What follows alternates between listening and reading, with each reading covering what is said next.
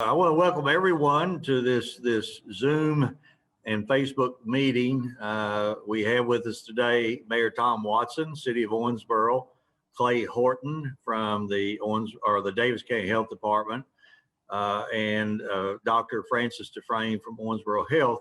We're here to kind of talk to you folks about COVID-19, what's going on in our community, what's going on in the state, and Dr. DuFrayne, who keeps up with this on a regular basis, what's going on nationwide as far as the production of a vaccine or testing of a vaccine.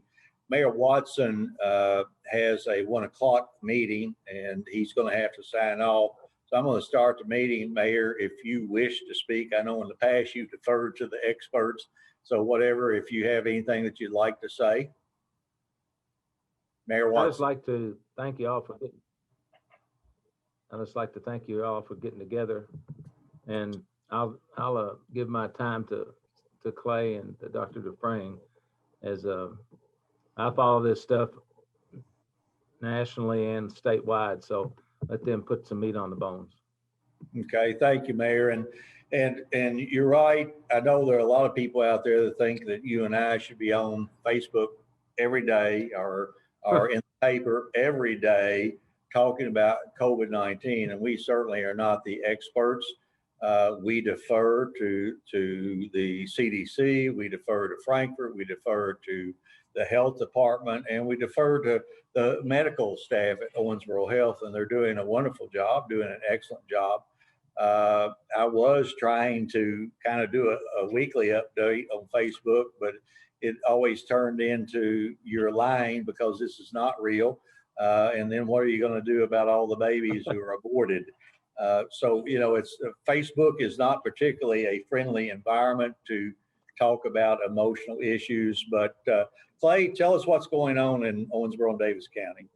Well, in terms of our rates of COVID infection, they've been growing steadily for the last few months. And we are kind of reaching a very critical point here in our community. So today we reported out 26 new additional cases in Davis County.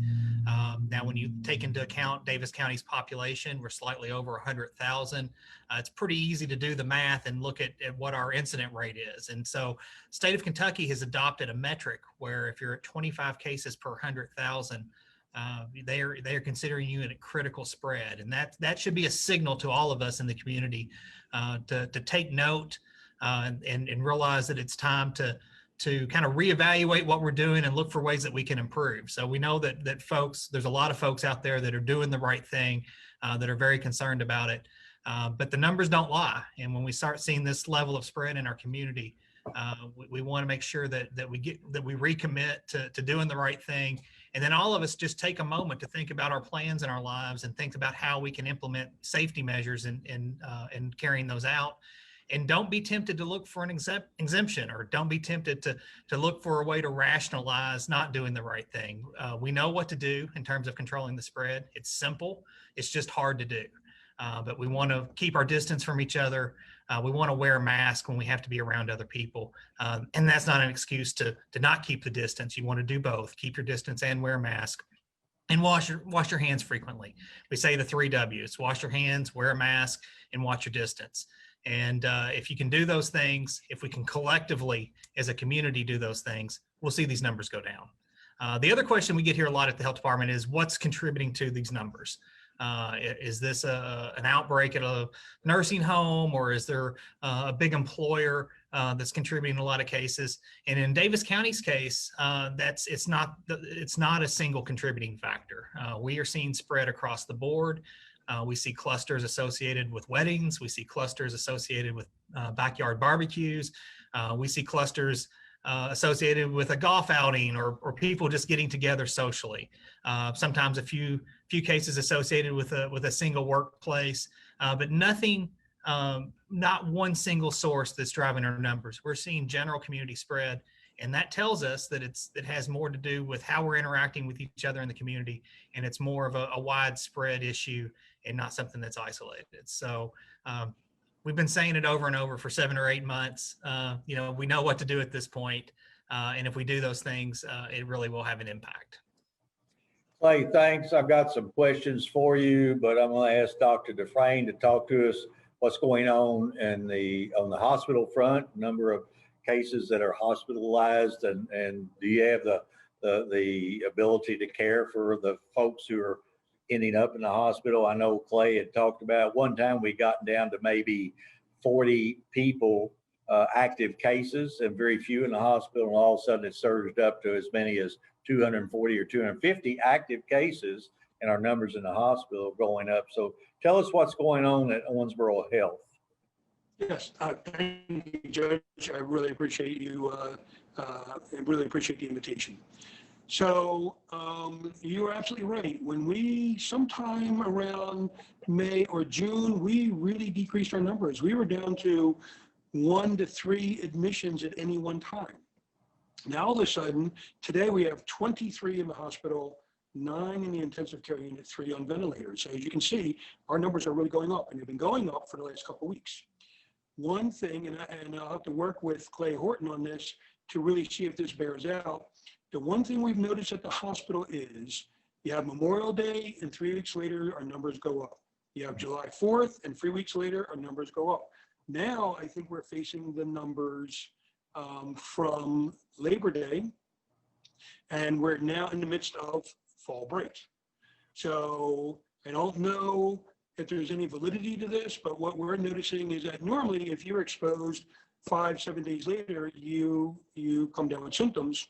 We're seeing, for the most part, elderly people coming in, and it almost appears that they're being exposed to their family members who either went away or went to the barbecue or went to the wedding, just like Clay said. And then they come home, and the asymptomatic children and grandchildren expose mom or grandmom or granddad, and all of a sudden 2 weeks later they're in the hospital. So we're really starting to see a surge. It's not tremendous. If I look at what's going on around us, over in Evansville, they have a fairly high, I know both hospitals over there have more admissions than we have. No one in the area hospital-wise is struggling. Even with 23 in the hospital, we're doing just fine. We have, like I said, we have a number of patients in the intensive care unit, but we have a whole section of the intensive care unit that's just dedicated to COVID. We also have a whole floor that's been set aside to work with all the COVID patients. And as that floor becomes more and more populated, then we'll go to the next floor. And we already have those plans B and C in place. So it'll just take time, a little bit of time to activate it. But no, I think that way we're doing fine. We're doing really well with PPE, all the personal protective equipment. We see no shortages on the horizon. So I think we're in a good place that way. The big concern, though, is what's happening in our community. And there's no mystery. If we don't socially distance ourselves, if we don't wear a mask, we don't wash our hands, these are the things that are going to happen, and they are happening. If you look across the country, particularly in the Midwest, we really have a greatly increasing number throughout the Midwest. There are now about 10 or 12 states that are between an incidence rate of 10 to 15%. We're doing okay. We're a little bit under 5. But we see a real resurgence through the country. And one thing I wanted to address, because I see it all the time, and that is, it's not complicated, but I would like to show people how to wear a mask. So I go to the food store, I take a walk along the river park. No matter where I go, I see people, a lot of people walking around like this. This is not a mask. You're exposing everyone. So if you're going to have your nose out, you might as well not wear the mask. And that's not what we're recommending. What we're really recommending is you put the mask on properly. It comes up about halfway up your nose. It comes down underneath your chin. It's fairly tight on the sides, and you wear your mask. I see people in all kinds of situations. If a clerk is starting to talk to them, and let's face it, it's a little hard to hear with the mask. Then you put a plexiglass up, it gets a little bit harder. And I see a number of people doing this. Well, Judge, let me talk to you. And it's like, well, you just defeated the whole purpose. So it's something that we really need to take seriously. we're not infringing or recommending that we're infringing on anyone's rights. We're doing this for each other. So if you wear your mask, your chances of getting COVID go down and the community spread goes down dramatically. So wearing a mask is number one on my list. Social distancing. Particularly if you're in tight places. At the hospital, we still do 2 people per elevator. As this starts to spread, we're going to look at our visitation rates again. Do we have visitors in the hospital? Do we get it down to 1 per elevator? Think about it, an elevator is a small, tight space, doesn't have great ventilation, air circulation. And those are the things we worry about. If you're in a small room, if the room's closed, if you don't have great air ventilation throughout the room, that's a real risk. So wear a mask, socially distance, a minimum of 6 feet, and wash your hands. So that's about it for now. Dr. DuFrayne, thanks. And Mayor, you jump in anytime you want to, but I'm going to ask a couple of questions. And Clay, you had made a statement about Davis County not seeing a particular trend in any one area that we're seeing our cases come from across the board. But I've heard lately, and a lot of people have talked about nursing home cases and nursing home deaths. And I know particularly in Henderson County, they had 80 some odd cases one day. And down in Union County, there were also a lot of nursing home cases.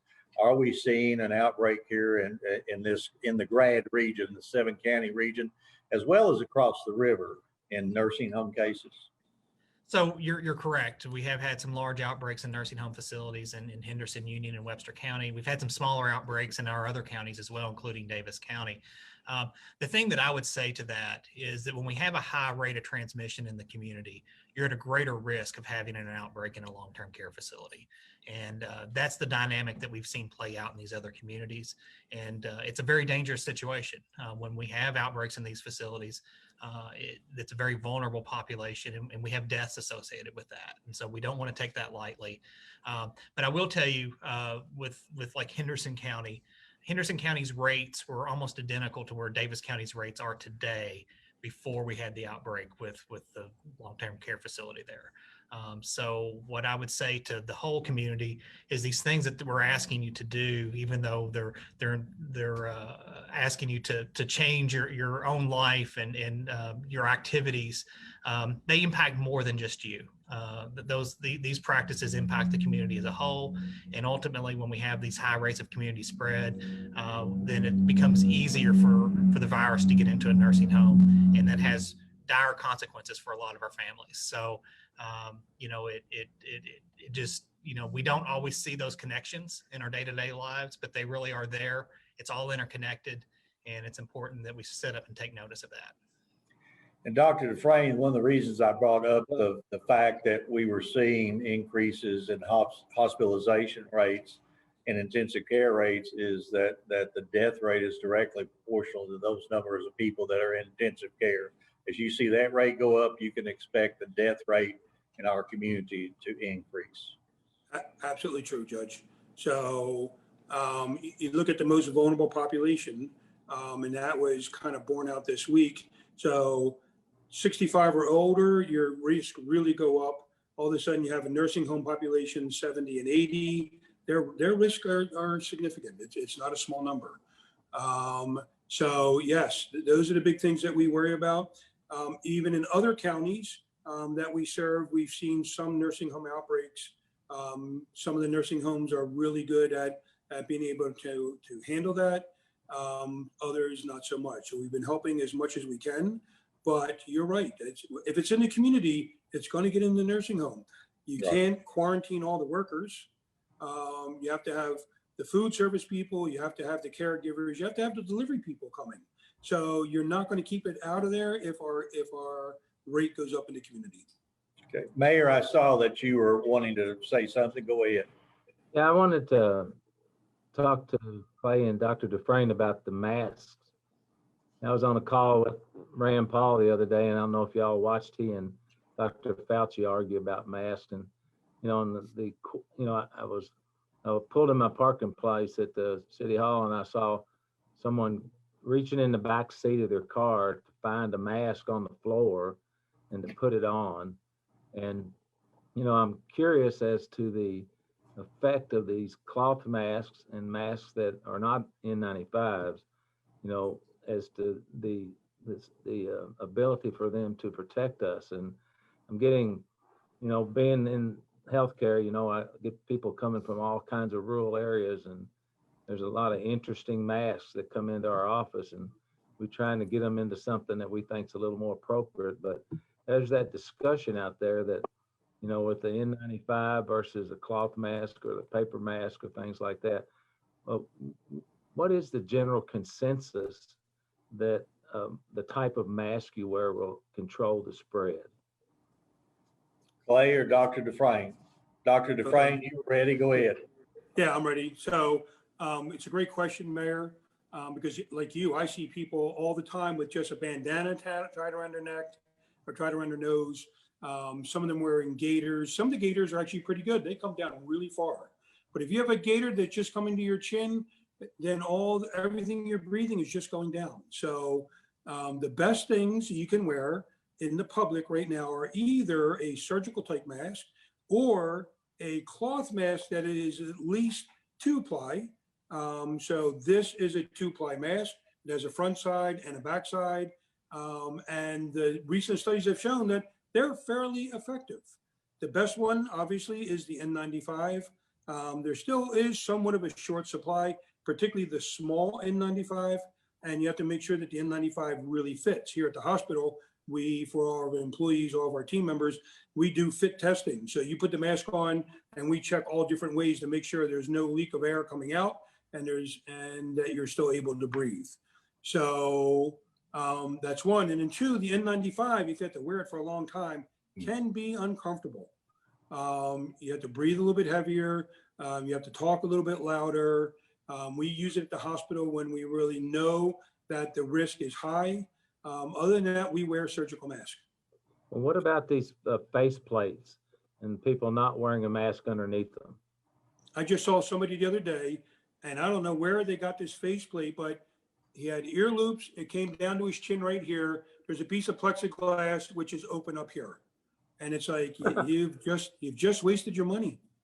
And even if you have a face mask on, a face shield that starts at your forehead and comes all the way down to your chin, that's only good to protect you from splashes. Somebody coughs in your face, some big exposure, but you still have to wear a face mask underneath it. Okay, thank you very much. I appreciate it.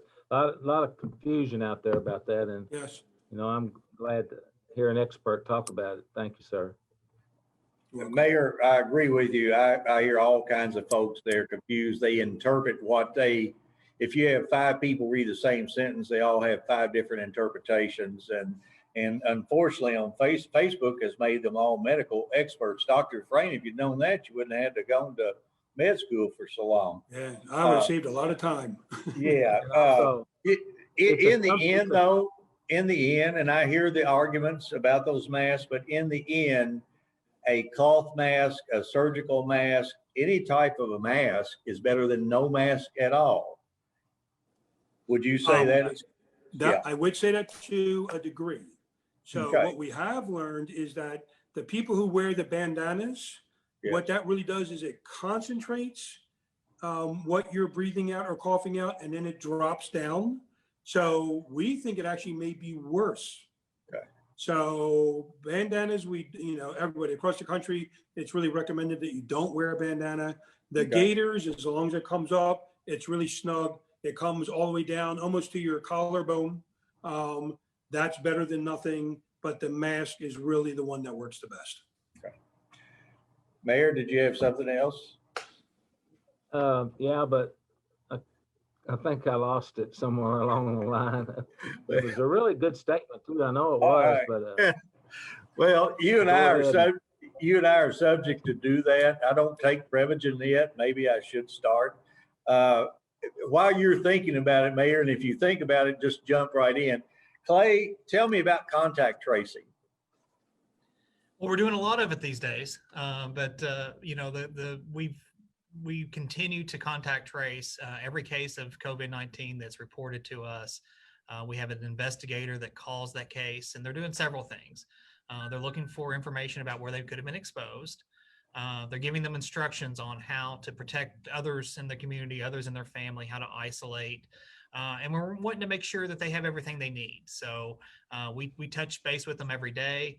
If they don't have support, friends or family in the area, and they have trouble getting food or medicine, we make sure that we connect them to those resources so that they can be successful isolating.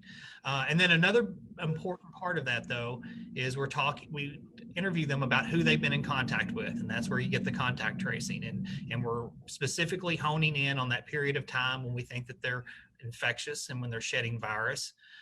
And then we do an assessment as to what is the nature of those contacts. Were they high risk? Were they low risk? And all the high risk contacts, we follow up and contact those individuals.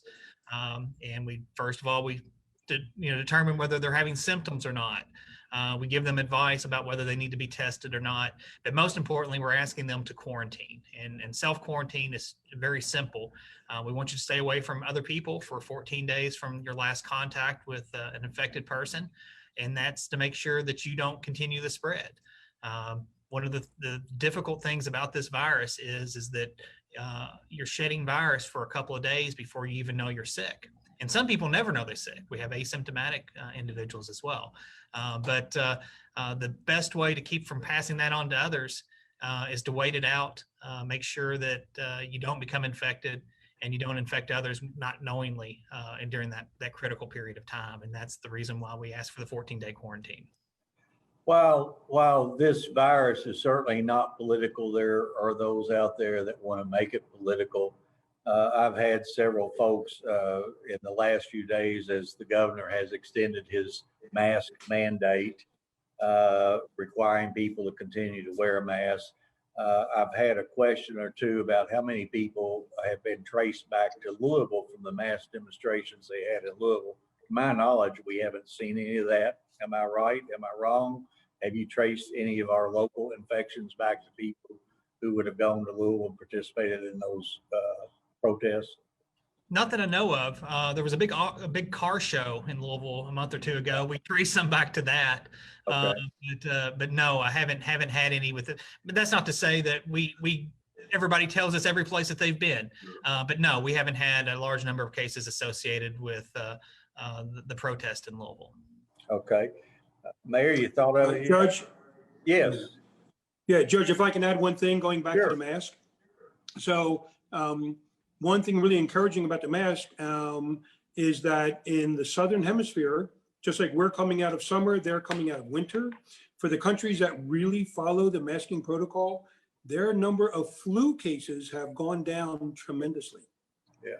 So I think that's the added benefit of as we go into the flu season, which reminds me, at Owensboro Health, we normally have our team members have their flu shot no later than November 30th. We have moved it up a month now so that everybody has to have it by the end of October to make sure that we protect people as much as possible. But the mask has really helped also with the flu. Yes, thank you. And I think what you would see here in the Northern Hemisphere, we saw that as well. There at the end of what would have been the end of the flu season, there was a tremendous drop. Yes. Number of flu cases. Mm-hmm.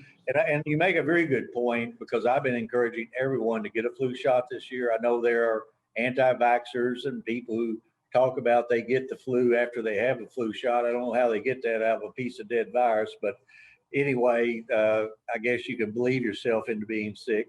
So just how important is it that they get a regular flu shot, even though we know it doesn't do anything, or we think it doesn't do anything? But I've read some data that says it gives you not necessarily a degree of protection, but it enhances your immune system, its ability to produce antibodies. Can you talk to that, Dr. DuFrayne? Yes. So we do know that every year, so let's face it, the flu is a combination of different strains of the flu. And we being the scientific and medical community, really have to make a best guess as to which flu is coming this year. And then we develop the vaccine. So when there's a good match, that vaccine can really protect 70 to 75% of people. It's not 100%. It's never been 100%. It'll never be 100%. But then with the flu, herd immunity does help also. We are nowhere near herd immunity in Davis County. We even look at the hospital. We've been checking our team members who are in the high exposure area, our intensive care units, our emergency room. So we've been testing them for the antibodies. How many people have antibodies who never really had any symptoms? And surprisingly, that number is really small. Yeah. So no herd immunity. The flu shot does help up to 3/4 of people if it's a good flu vaccine that year. So we strongly recommend it. I get it every year. Every once in a while, I feel a little achy. I don't know if that's just from the shot, but you cannot get the flu from the flu shot. Dr. DuFrayne, the mayor has a 1 o'clock, and I know he's antsy. So, Mayor, I got one. I finally remembered, thanks to Dr. DuFrayne. A test for the antibodies, is that only done at OH or is it done at different places? Because I feel like I had it when my mom passed away and kind of powered through it, didn't know about it in February. And I was just curious if you thought it was, if there's an indication that you should have this antibody test.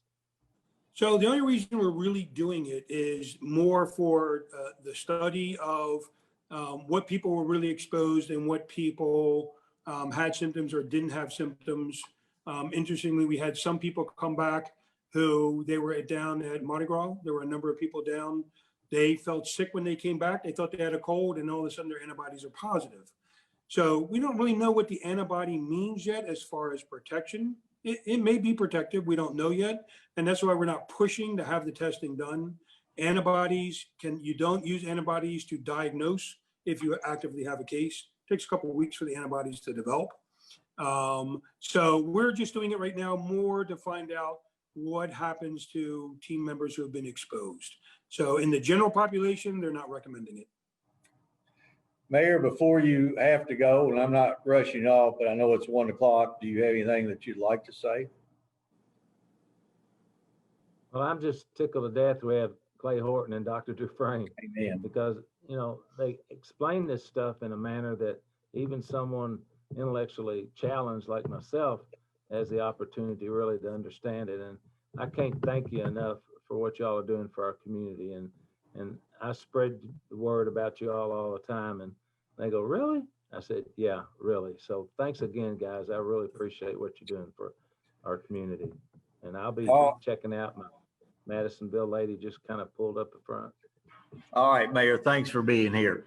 Clay, a little bit ago, you were talking about quarantines. Tell me how they determine dates for quarantines. In other words, if your contact tracer calls somebody up or is told that I was in contact with person X, I've tested positive, is it the date that person was last in contact with them, or is it the date the contact tracer would call somebody and tell them to self-quarantine? So when is that starting date? And on the ending date, there was some conversation before that you had to get a test before before you come out of quarantine. I know you and I talked the other day about tests, and somebody who had been exposed went and tested 5-6 days later, didn't show anything, but that wasn't good enough because they went into quarantine. And I understand what you're saying, that they still could develop symptoms later. They may be infected, they may be shedding, they may not be showing symptoms. So can you kind of guide us or take us through that? Sure, and every situation is somewhat unique, so that's why we have a thorough investigation for each of these. But I'll address the first question, or the last question first, which is about can a test substitute for quarantine? So there was some controversy with CDC revising some of the wording on their guidance a month or so ago, saying that asymptomatic contacts don't necessarily need to test, and that created some some dispute and some discussion about, how effective that wording is. The important thing is we're never going to discourage anyone from getting tested. And there is some value if you've known you've been exposed to getting tested. But that doesn't substitute for the quarantine. And it's played out this week in the news. We've had this cluster associated with the White House, and you hear every day about a few more people testing positive. And these staff members that had these exposures, they're getting tested every day, and they're testing negative multiple days in a row until the day that they test positive. And that's because of the incubation period of the virus. It can take up to 14 days from the time that you're exposed to a point where the virus is active enough that it can be detected by the test. So that's why we don't want to substitute a negative test for that 14-day precaution. It is a precaution. It's an important another step or safety measure that we take to protect our community. Just because you test negative today at day 6, that doesn't mean that at day 7 or day 8 that you won't be able to infect someone else. So that's why it's very important. But in terms of how we identify who needs to be quarantined, we talk to each individual case and we ask them about their illness. And what we try to figure out is what date of onset of symptoms that they exposed. And the data tells us that it's most likely that they're shedding the virus up to 2 days prior to the onset of symptoms. So we're specifically looking at that period of time while they're symptomatic and 2 days prior. For those individuals that never have symptoms or never realize that they have symptoms, we use the date of the test collection as that onset date to determine that time frame. But for most cases, we're looking at the date of onset 2 days prior or while they had symptoms, and we're looking for close prolonged contact. And I don't want to oversimplify that, but basically we're looking at people that were within 6 feet for longer than 15 minutes. Now, if we hear that they shared a drink or somebody sneezed on someone else, or there could have been other factors that could have made it higher risk, then we take all of those into account as well. Okay, so you thoroughly confused me, and let's talk about this just one more time. Sure. So Clay Horton test positive, and we know the day he tested positive, and we go back 2 days before. And Al Mattingly was in contact with Clay 2 days before. When does Al Mattingly's quarantine date start? Is it the date that Clay tested positive, or is it the date that Al in that 3-day period was in contact with Clay? It's in the date from when you were in contact with the infected individual while they were infectious. So, yeah. So that, and again, it is confusing. And here's the other thing I want to tell you. Yes, CDC has changed language, and they've gone from yes, you should to no, you shouldn't. No, it doesn't. Yes, it does. So it's things evolve. And Dr. DuFrayne, I think you would tell us that in medicine, in science, even as more data is collected, the end result can change. The more data you have, the better the better conclusion you can come to. Absolutely. And when I look back at when all this started in March, what we knew was very little. Now, 7 months later, our pool of knowledge has expanded tremendously so that we are able to do contact tracing and do other things to see how people are doing. So yes, this is in evolution. And that's what I always tell people, even when we put policies out. So right now we're working on a policy for the team members at the hospital. So if you've been exposed, what does that mean? What's your quarantine? When do we test you? So we're working on that policy, and down at the bottom of all of our COVID policies, it says this is subject to rapid change. Right. Because as we learn things, we're going to evolve too. So, and that's what we all have to do. Clay, I was on a Zoom meeting with the governor yesterday. There were county judges and mayors, about 175 local elected officials. And the governor was telling us that we in effect are in our third surge. And he looked at from where we had no cases to 1,000, 1,000 to 4,000, and now we're way beyond that. And the question that I would have, some people heard the governor mandate that local officials enforce his mask order. I was there. I didn't hear that. I think that what the governor was doing was encouraging people to follow the wash and social distance and wear masks, avoid large groups. But in the enforcement, particularly in restaurants and in bars and places like that. Is the health department doing any enforcement let me say up front, I know how busy you guys are. You're being pulled in 100 different directions. And I want to personally thank you. You've never refused my phone call. And even if it was about septic tanks, you have always been gracious with your time. I know how busy you are, but just what is the health department doing? Because I think some people out there want the mayor to tell Owensboro Police Department to go out and be the masked police. They want me to tell the sheriff's department to do the same thing, and we're not at that point.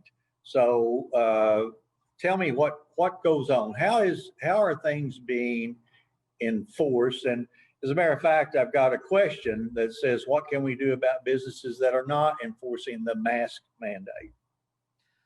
So we are involved in enforcement. There is a process where we investigate any complaints about not wearing masks, and we can issue a notice or a citation from that. And if there's subsequent offenses, there's a small fine that goes along with it. So that's something that we have been involved with. I anticipate that we'll continue to be involved with. And along with that, we have inspectors going out and responding to all of these complaints and trying to educate along the way. What I would say is our four environmentalists that are assigned to the Davis County office, they can't do it all themselves. So I think collectively as a community, we have to commit to this, and we all have to be somewhat involved in the enforcement. And I'm not saying anyone go out and do a citizen's arrest or a citizen's citation. What I am saying is that if you own a business, require your customers to wear a mask. If you're in charge of an organization, if it's whether it's a professional or something you do in your leisure time, stand up and be a leader and insist that people do these things, that they social distance and they wear masks and that they use common sense to operate in this environment that we're in. So we'll take all the help we can get here at the health department. We have been charged with that from the state to enforce the mask mandate. It's a difficult thing to do when you have a few people and a lot of population that we're in charge of. We primarily focus on businesses, and if folks have complaints about businesses that aren't enforcing the mask requirements, we will certainly check that out and respond to it.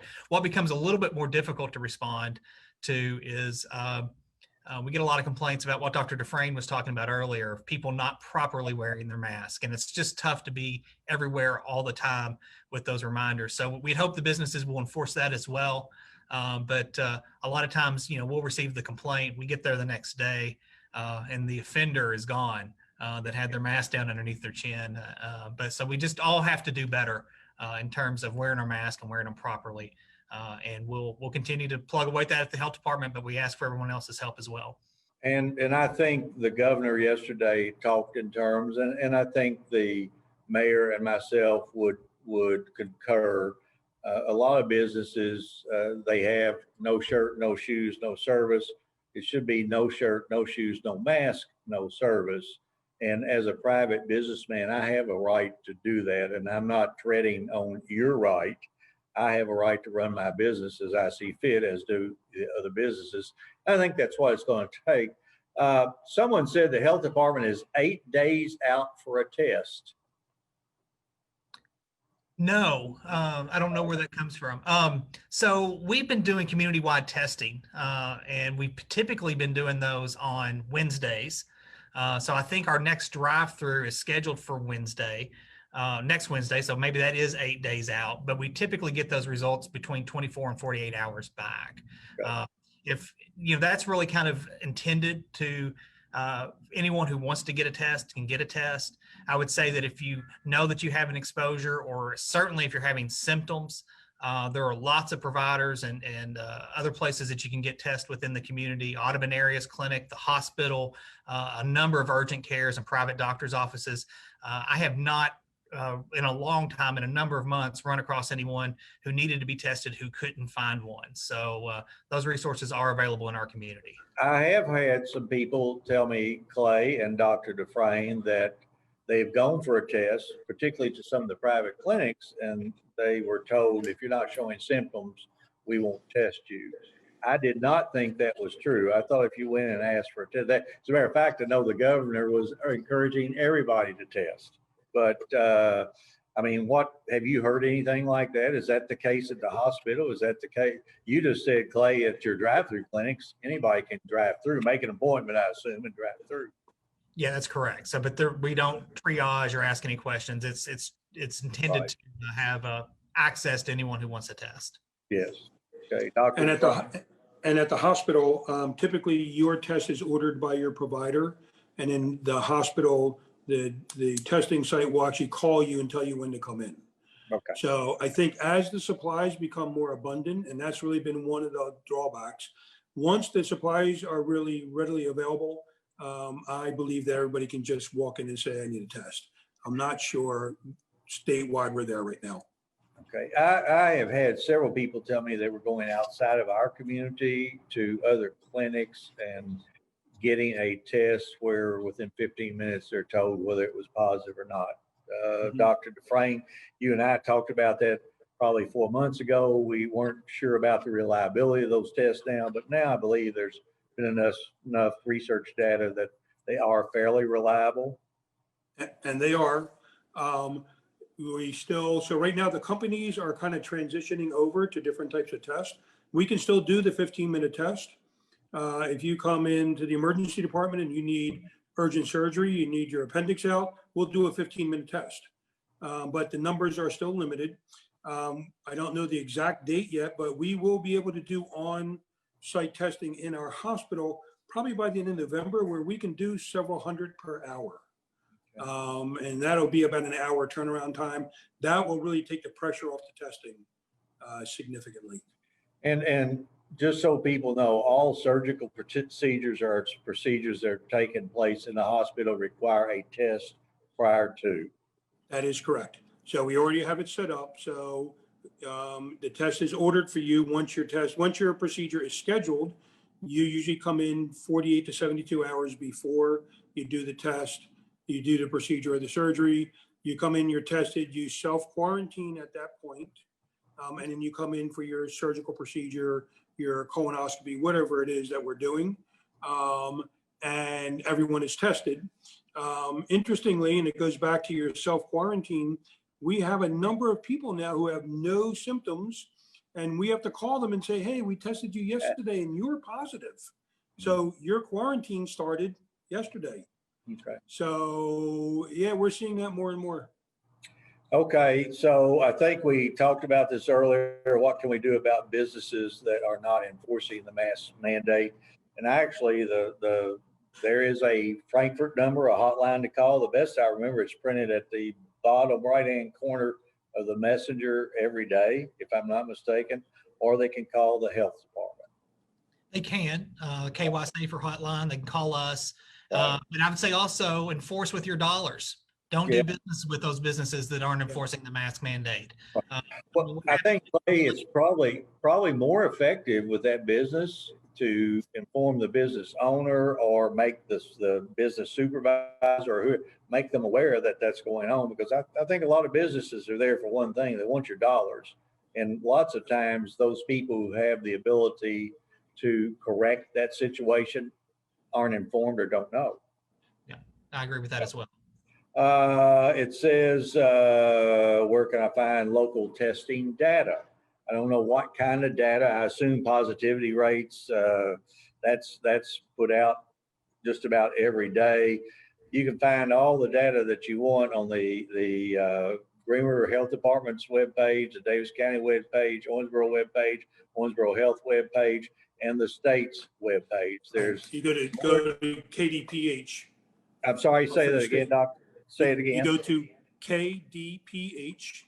Okay. If you just Google that, it'll come up. It's Kentucky's state, and you can follow numbers for every county. Right. Okay. So it's Google KEPH, Kentucky. So it's Kilo, David, KDPH. Oh, okay. Okay. Yep. KD. Yeah. Kilo, David, Paul, Harry. There you go. Let me Kentucky interject. Department of Public Health. Remember web address there, kycovid19.ky.gov. KY COVID dot 19. or COVID-19.ky.gov. Yes. And Okay. so there's a lot of information on that website, but there's also a data dashboard that has county-specific data, has county-specific incident rates. There's a lot of data there to look through as well. And we do here, one of our fellows here does a COVID dashboard. Every Friday we post it, and it's a 7-day average graph. If you try to post day-to-day numbers, it's such a jumble, you can't make heads or tails.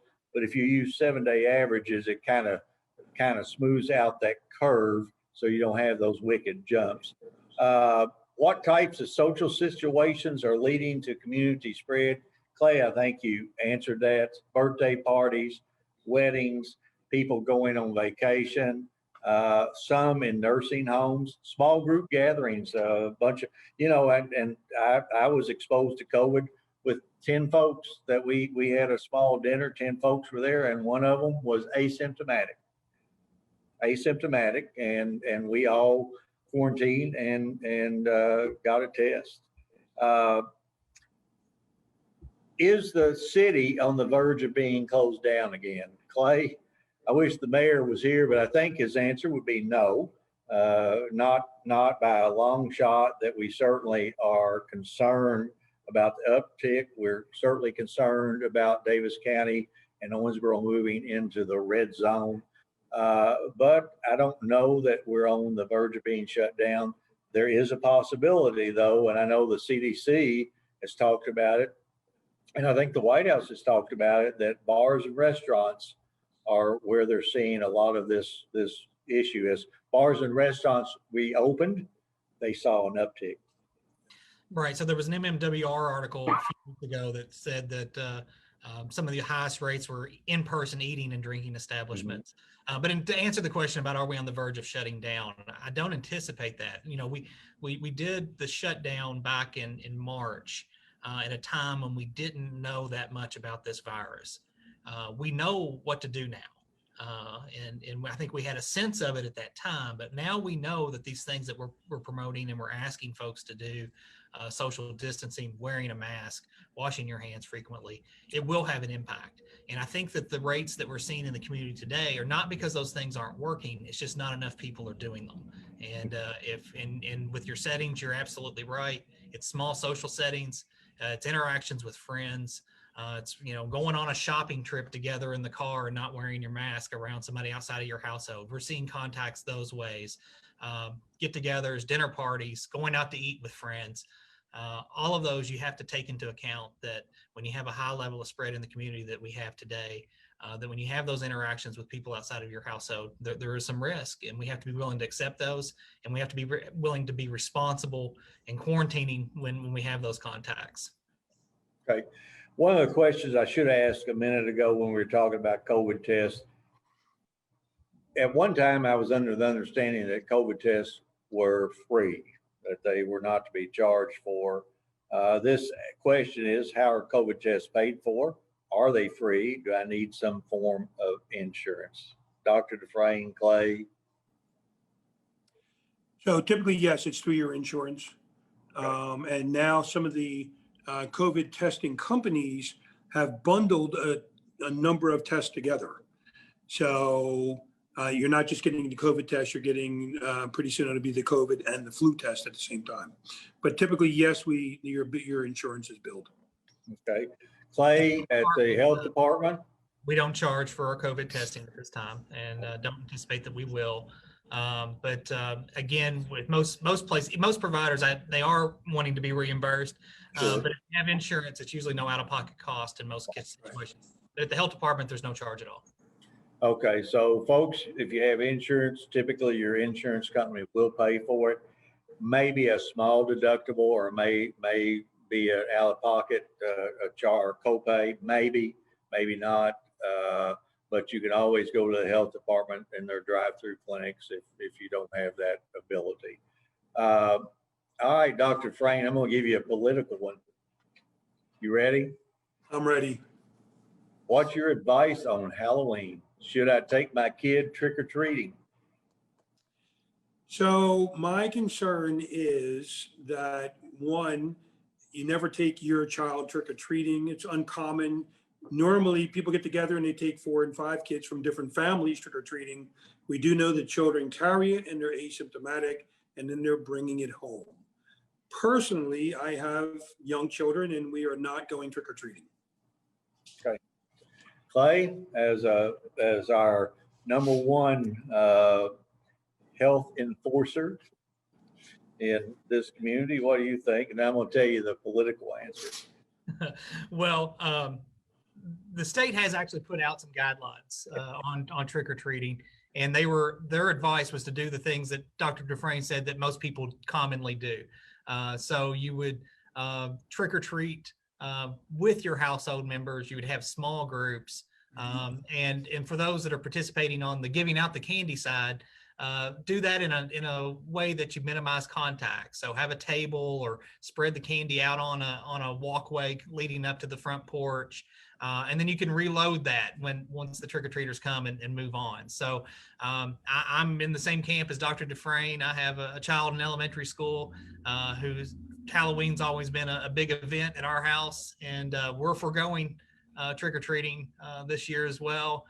That wasn't an unpopular decision. My son was on board with that. So, but that may not be the case in every household. So, maybe go to a family member's house, do it in a safe way. We have to adapt. We have to change some of our normal traditions, not forever, but temporarily. And so this year is not the year for the big costume party. It's not the year for the big hayride. And don't let the temptation of having fun on Halloween lead to something that's going to impact your family later. Okay. Well, my 41-year-old son and our favorite holiday always was Halloween. I'm not going to take him trick-or-treating this year, so don't worry about that. The county, somebody asked, will the county close down Halloween? No, I'm going to leave that up to the adults, the moms and dads who are ultimately responsible for the health of their children. That's a decision that you need to make. I would advocate that if you do, that it would be siblings only, household members only, that you do it in small groups. And I would like to encourage older folks or all folks to have a table with individual treats packaged and not just piled in a big bunch so that some kid could run their grubby little hand up in there and contaminate them all, but maybe on a couple of different tables. And as you said, reload.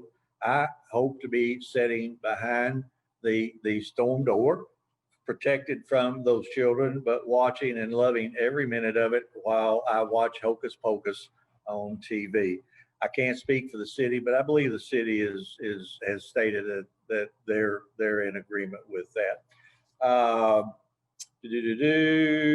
Last question. I know you guys are busy, but I really have enjoyed this because you've answered questions that folks have out there, and they really don't know where to get their answers except Facebook. And you guys and myself, we know what Facebook is good for. Should we expect schools to revert to NTI, non-traditional instruction? Any idea, Clay? So I think that's a question for the schools and how they're going to react. We are at a critical point where we're really concerned about that. And we're making the state Department for Public Health has put out a recommendation matrix based on this incident rate. And we're at a place where we have to pay attention to that. So that decision point or that deciding metric is from the state's recommendation is the one that's released on Thursday evening. So it's Thursday. So I say, first of all, we have to wait and see what the data says. And then secondly, the school boards and the superintendents are the ones that are going to have to ultimately make that decision. Dr. DuFrayne. Yes, sir. Oh, I just wondered if you wanted to jump in there. I am sending Jordan Rowe a question. Any other questions? If there are none that come in, again, I want to thank both of you and thank the mayor who was previously on here for the time. This is a critical time for our community. I know Dr. DuFrayne, I asked you early on when I first heard people talk about, well, yeah, I knew that person that passed away and he had heart disease and he was obese. What you had to say about that, and I think your answer was, well, he may have had heart disease, and he may have been obese, but if he hadn't been infected with COVID, he could have lived another 10 years. And my question and my statement has always been, I would have given anything to have another 10 years with my mom or my dad or a loved one. And I think it's incumbent upon all of us to do not what will protect us, although we're ultimately responsible for us, but me wearing that mask and washing my hands and socially distancing is actually protecting you and Clay and anyone else that comes in contact with me, because I have no idea at what point I become infected. I have no idea at what point I start shedding viruses and infecting others. So I'll give you one last chance to say something and then we're going to close. Anything? So I agree with you, Judge. I agree with you, Judge. Actually, I do remember that conversation. And that is true. So they had diabetes, they had heart disease, but they were on good medications and they were starting to take care of themselves. And they could have lived a long time. I just saw something on television the other day where an Olympic athlete, two-time Olympian, lost her 90-some-year-old grandfather who happened to raise her. And you could tell she was really distraught. And what you said is true. I hear it from a lot of people. Well, it's just affecting the nursing homes and the elderly. Well, let me see. Senator Grassley from Iowa is 87. Nancy Pelosi is 80. Our two presidential candidates are in their 70s. So age is not a factor when you talk about someone's life.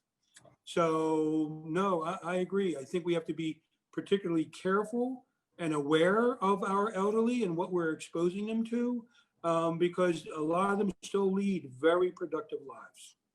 So I agree. Thank you for being with us, Clay. Mm-hmm. Thank you, Judge. I've got to run to another meeting at 1:30, but I appreciate you putting this together, and another virtual meeting that is. But appreciate you putting this together, and we're happy to help anytime we can. Okay, thanks. Yep. Jordan, Thank you, you and Judge. I have talked about, I'm going to start trying to do a Monday or Tuesday update on Zoom. Anyone that wants to ask questions, we certainly are not going to have Dr. DuFrayne or Clay on here every week, but if they have questions and I can't answer them, I'll be happy to get the answers and contact those folks. So with that, I hope everyone has a rest of the day, nice day, and the rest of this October it's a very nice fall that we seem to be having. Dr. DuFrayne, good day to you.